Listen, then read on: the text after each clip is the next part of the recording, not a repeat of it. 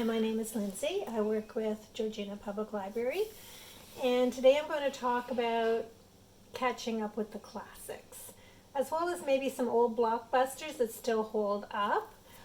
These are the kind of things that you will find available on Overdrive. Classics, what does that mean? Everybody has a different definition. You look up modern classics or great classics, you're going to get different opinions, different lists. So I'm just going to go through what I have in my bookshelf that I consider worthy of being a classic because they still should be read. So some of these got printed in nice formats, and that's always a sign that maybe it's a classic. It's worth keeping. So in times like these, a lot of people think, oh, I should really read some of those great classics that you're supposed to read.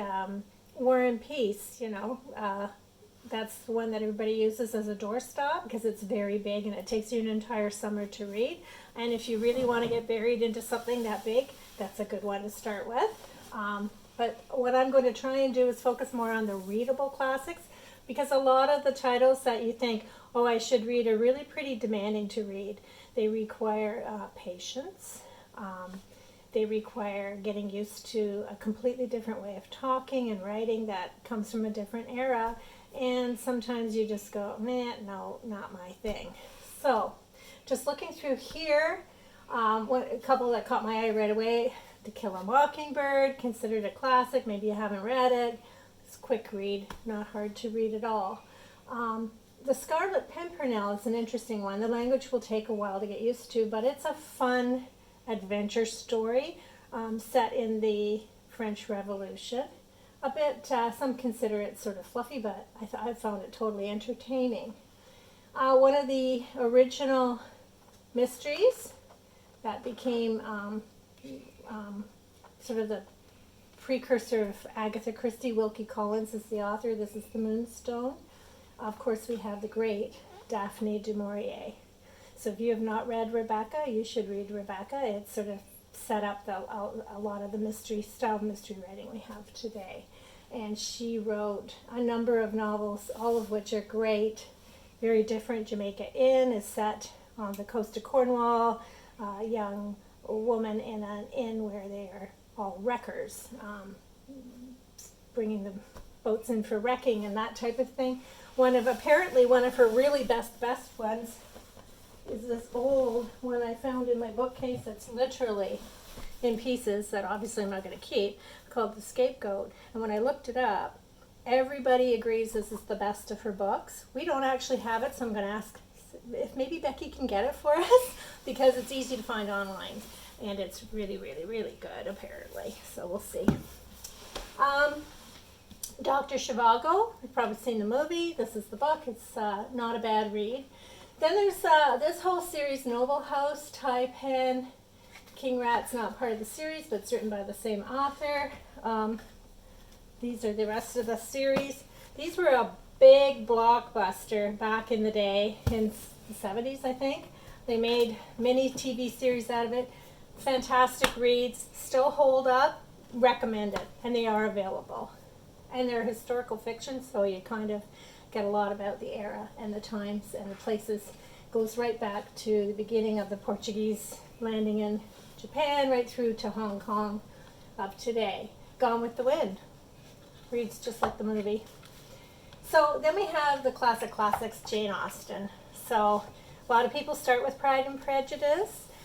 Thing about Pride and Prejudice is it's actually sort of a comedy. It's a comedy of manners, and I think sometimes people give up on it because of the language or the style of it. But if you read it as a comedy, it's really quite engaging and understandable. And all of hers are like that. So they're a good one to start with. Black Beauty. A bit heartbreaking in places, but really a child's classic, but it's not really written for children. I think everybody can appeal to that. And Anna Seton wrote quite a few books. I love The Mistletoe and Sword. Roman Conquerors in Britain, quite good. Tessa the D'Urberville, or D'Urberville, actually. Thomas Hardy, one of my faves. It is nodding. One of her faves, too. Robert Louis Stevenson is an interesting writer. You've probably heard of Treasure Island and Kidnapped, but he wrote a lot of stuff, and they are good reads and good adventure stories, so they're always a good classic to dive into. The Three Musketeers, not so much. Count of Monte Cristo, probably a little bit easier to read and more entertaining, and I just got another nod on that one. Here's a blockbuster that still holds up, and that's Alex Haley's Roots. It was about the slave trade, really, in America, and he was tracing his own roots back and wrote a series, and it was televised, about the characters. It's written as historical fiction, but it's a really good read. Let's do some classic spy stuff. So, Robert Ludlum, whose very popular movie series, The Bourne Identity, Ultimatum, Supremacy, etc.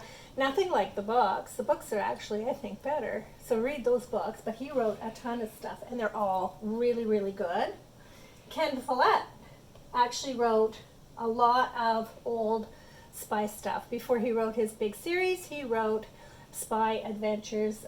Probably one of the more famous ones is The Eye of the Needle, which they made a movie of, set in wartime England. Wrote some really good stuff there. Other classic spy stuff, well, you have Alan Furst.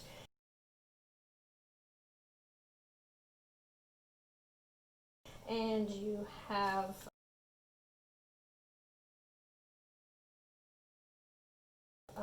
who else do we have here? Actually, Helen McInnes. So Helen McInnes wrote in wartime situation or Cold War. Fantastic writer, very intelligent writer, good spy stuff. These are ancient copies. Probably has dropped off people's radar. Pick her up. Really good reader. Really good writer. Really good classic writer, worthy of reading. Blockbusters that are still worthy. Mary Stuart. Mary Stuart wrote a series about the Arthurian legend, but she wrote it in a historical way. Quite intelligent, entertaining reads. Popular with those that like fantasy, but if you don't like fantasy, you'll still like these. So they're just a really good reads. And she actually wrote a whole series of books that are highly entertaining, good escapist, suspense, gothic romance kind of, but well-written, intelligent books that just keep you on the edge of your seat. A lot of fun. Airs Above the Ground. That's one of my favorites too, but the paperback was in really bad shape. Didn't want to show it to you. You can always go for the classic 20s authors. Great Gatsby, Hemingway, short reads, familiar enough, good stories. Feel-good books too. We'll do another segment on feel-good books. Wuthering Heights. So this one is the nice leather-bound copy because it's the only book my husband remembered reading in high school that he actually liked. It's a little melodramatic for my taste, but it is a good story. The Bronte sisters. Charlotte? Yeah, Charlotte wrote, what is it, Haley? Jane Eyre. Jane Eyre is one of those, you either love it or hate it. I find the whole middle part of it horribly boring, but a lot of people really like it, so you might want to try that one too. That was not a very good endorsement, I guess. Born Free. Born Free, nice classic actually, I think. Should be a classic. Wonderful reading. Gripping story, and you may have seen the movie. Still one of my faves, anyway, from long ago. I could show you some of the more classics, like Dostoevsky's Crime and Punishment. Well worth the read, but be prepared for making up the names because you can't pronounce them. And it's a psychological thing. A lot of the Russians, great reads, but deeply psychological and not easy. Like, they're not quick reads, we'll put it that way. But worth it if you're into that kind of deep psyche thing. We could just take a quick look downstairs and see what I have there and some recommendations. So here we have a whole bunch of kind of the literary classics. Flowers for Algernon is definitely a really great read, but it's sad. Zorba the Greek and Ivanhoe is such a great story, but Sir Walter Scott, kind of a poetic writer. So again, it's going to take you a little little patience to get into the style, but it's a great story. This is definitely an entertaining read. Anything by Rider Haggard, King Solomon's Mines, adventure story, very easy to read. Robert Louis Stevenson, already mentioned him before. Again, very easy to read, entertaining. Easy to read knowing that you have to get used to the language a little bit.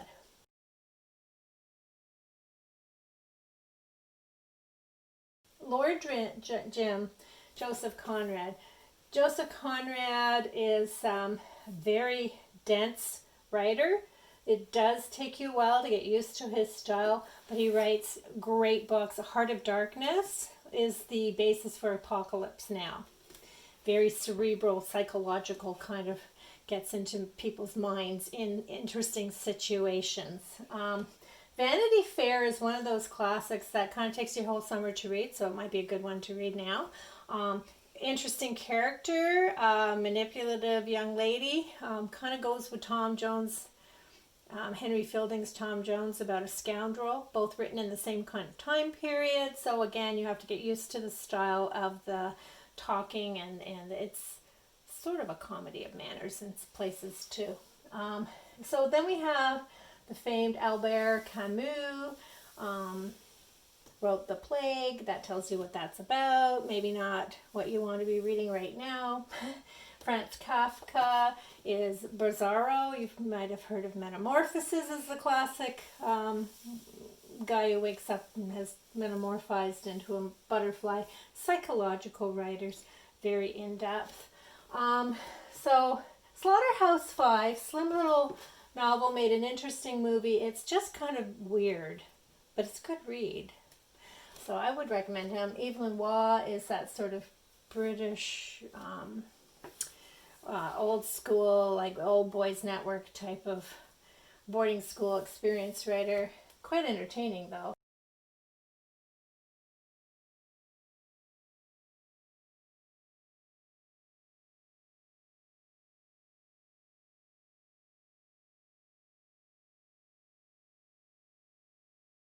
Graham Greedon's always entertaining.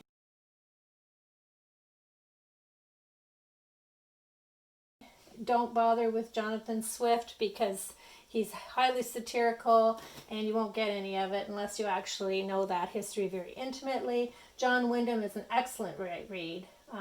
Science fiction, engaging like real life kind of, you can see it happening.